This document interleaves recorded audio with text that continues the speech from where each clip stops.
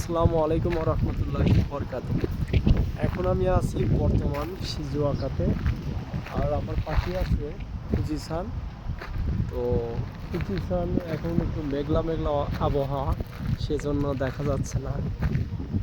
তো আমি বিশেষ একটা কথা বলার জন্য মূলত ভিডিওটা করতেছি। এখন আমি আছি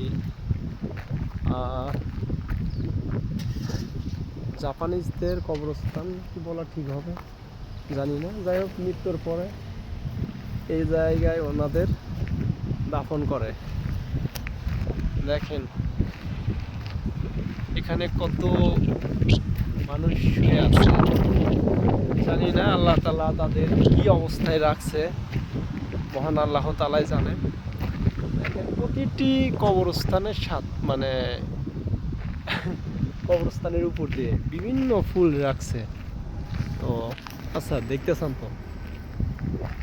তো এখন যেটা বলতেছিলাম, তো এই মৃত্যুর পর আসলে জাপানিজদের যেরকম ইন্টেনশন, ওরা সাধারণত ওরা ধর্ম বিশ্বাস করে না। ওরা মনে করে দুনিয়াতে কোনো ধর্ম নাই, যাক মানুষ আসছে, মরে যাবে, এই তো লাইফ শেষ, এখানেই সীমাবদ্ধ। ওদের দেখেন চিন্তা ভাবনা, ধারণাটা কত কেমন আর কি। তো যাই হোক, আলহামদুলিল্লাহ, আল্লাহ তাআলার কাছে হাজার শুকরিয়া।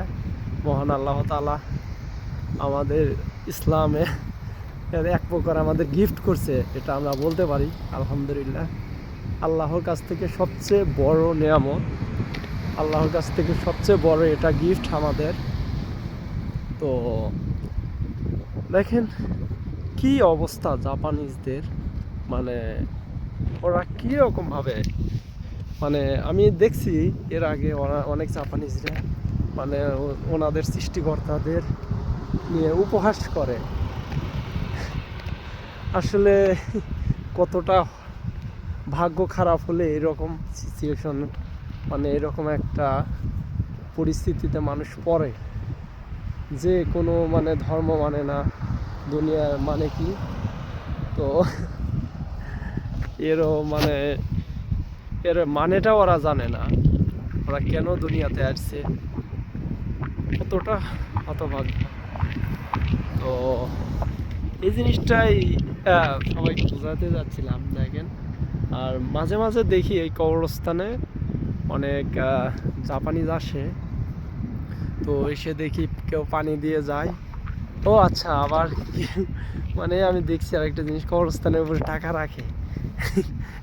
তো একদিন মানে আবার দেখেন, সেই টাকা দিয়ে মানে আমাদের সাথে অনেকে মজা করে, বলে কি এ টাকা তুই নে, আমারে বলে আমাদের সাথে বন্ধু বান্ধব বলে, মানে জাপানিজ বন্ধু বান্ধবী বলে যে এই টাকা তুই নে।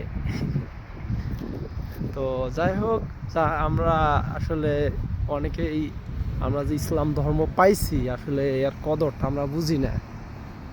এটা ভাই আমরা শুকরিয়া, আসলে যে যে জিনিস খুব সহজে পায় তার কদর বোঝে না, সেজন্য হয়তো এই যে আমরা অনেকে বুঝি না, নামাজ পড়ি না।